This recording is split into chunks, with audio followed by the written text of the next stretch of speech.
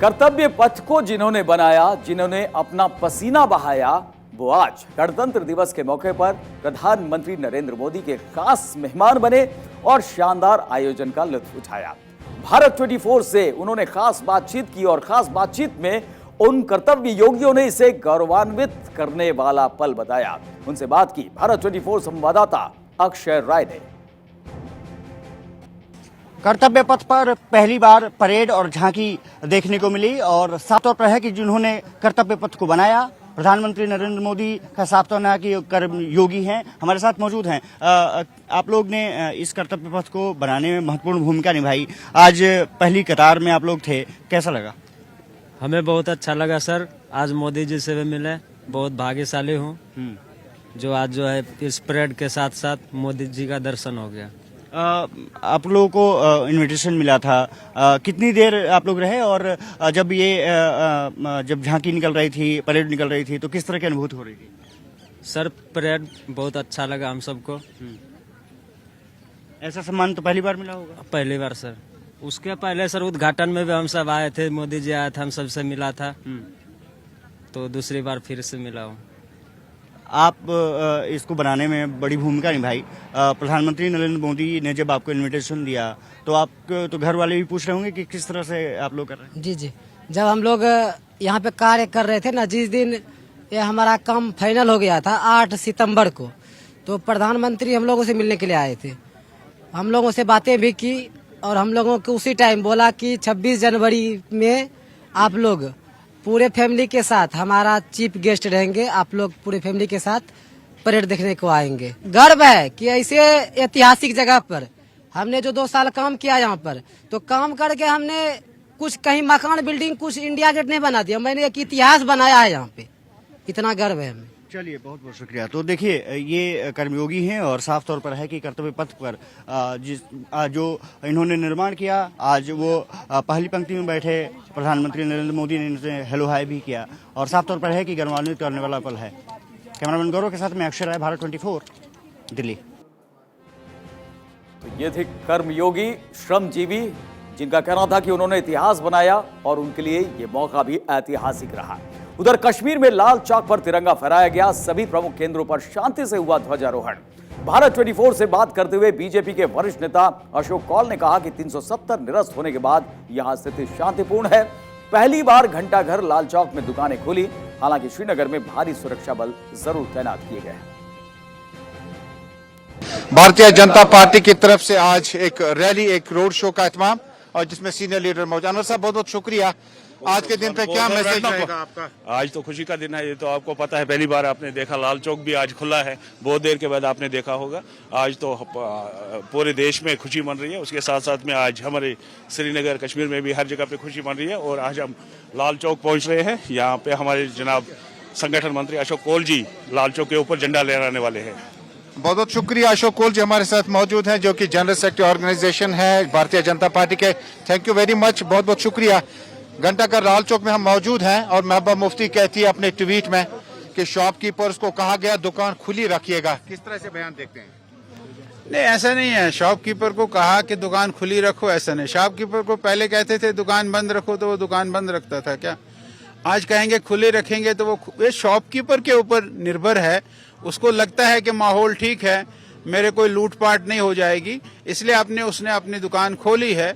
किसी के कहने पर कोई दुकान खोलता है और दुकान बंद करता है, ऐसा मुझे नहीं लगता। और सर, जो आज का दिन है जम्मू कश्मीर में, आप किस तरह से देखते हैं? घंटियां बज रही हैं, फोन की, इंटरनेट चल रहा है और माहौल थोड़ा सा सामान्य है बीते सालों के निस्बत। आप देख रहे हैं कि ये बहुत बड़ी बात है। हम तो यही कहते हैं कि भाई आज कश्मीर का आदमी, कश्मीर का व्यक्ति विकास के साथ है, डेवलपमेंट के साथ है, देश के साथ है। और उनको ये लगता है कि ये देश जो है ये भारत का एक अंग बना है और 370 हटने के बाद ही भारत का अंग बना है।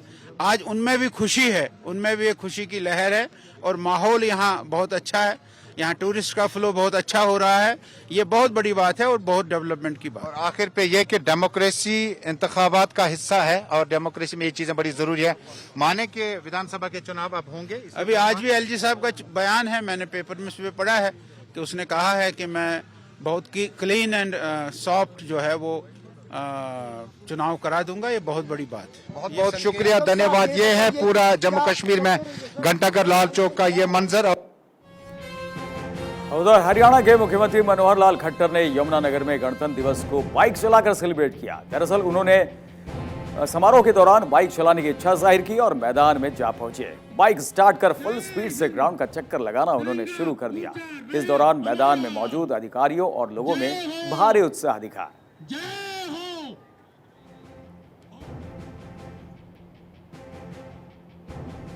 बढ़ते आगे, बड़ी खबर आपको बताएं, धीरेन्द्र शास्त्री के विरोध पर भड़के रामदेव। देश में धार्मिक आतंकवाद फैलाया जा रहा है। अंतर्राष्ट्रीय शक्तियों के इशारे पर षड्यंत्र ये रचा गया है। सनातन धर्म को नीचा दिखाने की कोशिश हो रही है, योग गुरु स्वामी रामदेव ने ये कहा है।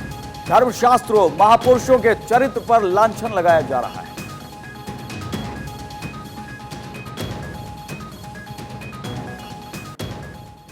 तो यूपी समेत कई राज्यों में धर्मयुद्ध छिड़ा हुआ है। रामचरितमानस पर लगातार हंगामा जारी है। बिहार के शिक्षा मंत्री और राजद नेता चंद्रशेखर की बातों से शुरू हुआ विवाद थमने का नाम नहीं ले रहा और इस पर समाजवादी पार्टी नेता स्वामी प्रसाद मौर्य ने बयान देकर विवाद को और आगे बढ़ा दिया, इसे हवा दे दी। और अब योग गुरु स्वामी रामदेव ने चेतावनी दी है। उन्होंने कहा कि सनातन पर किसी का हमला नहीं सहेंगे। दिव्य और भव्य भारत के लिए हम जिएंगे और जरूरत पड़ी तो मरेंगे। और बात यही नहीं रुकी। बाबा रामदेव ने दावा किया है कि सनातन के विरोध के पीछे अंतर्राष्ट्रीय शक्तियों का हाथ है। सनातन धर्म पर लांछन लगाने वाले भारत विरोधी है। लेकिन सवाल ये कि धर्म के नाम पर धर्मयुद्ध क्यों? किसी किताब पर सवाल खड़े करने से देश विरोधी कोई कैसे हो सकता है? लेकिन स्वामी रामदेव का दावा है कि जो सनातन का विरोध करेगा वो इसको उसके विरोध में खड़े रहेंगे। देश में एक रिलीजियस टेररिज्म चल रहा है। हिंदू सनातन धर्म को नीचे दिखाना। सनातन मूल्य क्या है? जो शाश्वत वैज्ञानिक सार्वभौमिक मूल्य है, जो इटर्नल ट्रूथ है, वही सनातन धर्म है। अब उस सनातन धर्म पर जो तरह तरह के लांछन लगा करके, कभी हमारे धर्मशास्त्रों का आश्रय लेकर के, कभी हमारे महापुरुषों के चरित्र पर लांछन लगा करके जो कुत्सित प्रयास कर रहे हैं, ये सारे के सारे भारत विरोधी, राष्ट्र विरोधी, अंतर्राष्ट्रीय शक्तियों के इशारे पर या तो षड्यंत्र कर रहे हैं या अपनी कुत्सित कुंठाओं और अपनी बौद्धिक दरिद्रता और दिवालियापन के शिकार होकर के इस भारत को कहीं ना कहीं अपमानित करने की चेष्टा कर रहे हैं। उनका पुरजोर विरोध सारे देशवासियों को करना चाहिए। बलूचिस्तान, पीओके और पंजाब ये अलग राष्ट्र बनेंगे। पाकिस्तान एक अदना सा देश रह जाएगा और पीओके का भी भारत में विलय होगा। उसके बाद बलूचिस्तान भी खुद सामने से आकर के कहेगा कि भारतम शरणम गच्छामि, क्योंकि पंजाब, सिंध ये सब हिंद के साथ ही उनके सांस्कृतिक एकरूपता है। तो बहुत जल्दी पाकिस्तान के 4 टुकड़े होंगे और पाक अधिकृत कश्मीर का भी भारत में विलय होगा, पंजाब सिंध प्रांत का भी भारत में विलय होगा और बलूचिस्तान का भी हिंदुस्तान में विलय होगा और भारत महाशक्ति बनेगा। ये आने वाले समय की पुकार है और ऐसा होने वाला है। और बड़ी खबर आपको बता दें, स्वामी प्रसाद मौर्य के समर्थन में आई बेटी बदायूं से बीजेपी सांसद संघमित्रा मौर्य का बयान। अगर संदेह है तो बहस नहीं, विश्लेषण हो। मेरे पिता ने रामचरितमानस पढ़ी है, संघमित्रा ने यह कहा है। अगर संदेश हो तो विद्वानों से चर्चा हो, संदेह अगर हो तो चर्चा होनी चाहिए, संघमित्रा ने यह बात कही है। आज पिताजी ने कोट किया है, शायद विपक्ष में होने के नाते ज्यादा उन्हें इस वक्त कैच किया जा रहा है। यानी भगवान राम में श्रद्धा रखने वालों को अगर भगवान राम के चरित्र के विपरीत कोई चीज मिली है तो उन्होंने उस पर चर्चा की है समय समय पर। और कुछ लोग बिना मतलब के मुद्दों को लेकर के विवाद उत्पन्न करके अशांति जैसा माहौल उत्पन्न करने का कार्य कर रहे हैं। तो मैं चाहूंगी कि इस मुद्दे पर बहस नहीं, चर्चा होनी चाहिए। तो संदेह है तो बहस नहीं, चर्चा होनी चाहिए, विश्लेषण होना चाहिए। दरअसल स्वामी प्रसाद मौर्य ने रामचरितमानस पर बयान दिया है। उन्होंने रामचरितमानस पर लिखे अंशों पर टिप्पणी की थी, जिसके बाद विवाद काफी बढ़ गया और उनके बयान को सनातन विरोधी करार दिया गया। देखिए, रामचरितमानस को लेके मुझे कोई एतराज नहीं है, लेकिन रामचरितमानस के कुछ अंश जिसमें जातियों को इंगित करते हुए, वर्ग विशेष को इंगित करते हुए, वर्ण विशेष को इंगित करते हुए कटाक्ष किया गया है, अपमानजनक टिप्पणियां की गई हैं। उन अपमानजनक टिप्पणियों को प्रतिबंधित किया जाना चाहिए, ये हमारी मांग है।